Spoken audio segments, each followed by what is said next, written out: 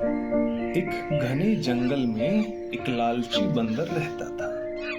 उसे केले बहुत ज्यादा पसंद थे। एक दिन उसने देखा कि एक पेड़ पर बहुत सारे स्वादिष्ट केले झूल रहे थे। बंदर ने सोचा, ये केले तो मुझे ही मिलेंगे। वह एक पेड़ से दूसरे पेड़ कूदता हुआ केलों के गुच्छे के पास पहुंचा और उन्हें पकड़ने के लिए झपट पड़ा।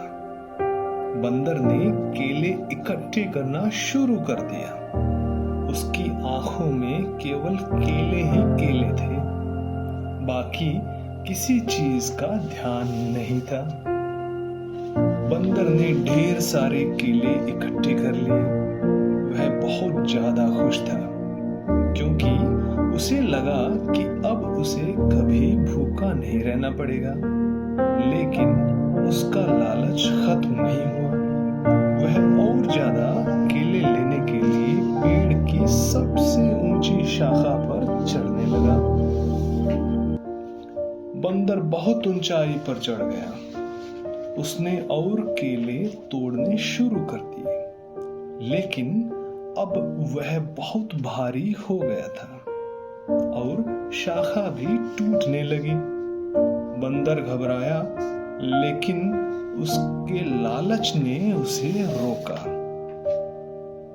बंदर शाखा से गिर पड़ा और सारे केले भी उसके साथ गिर गए।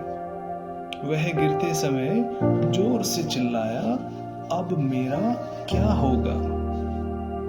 बंदर जमीन पर गिरा हुआ था। उसके सारे केले बिखर गए थे। उसे समझ में आ गया कि उसके लालच ने ही उसे नुकसान पहुंचाया था।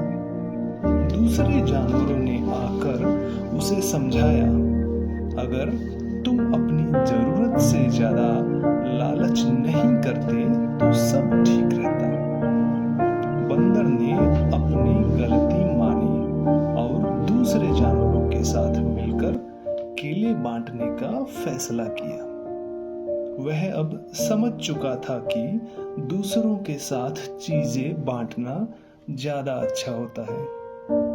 इस कहानी से हमें ये सीख मिलती है कि लालच बुरी बात है और हमें अपनी जरूरत के हिसाब से ही चीजों का इस्तेमाल करना चाहिए।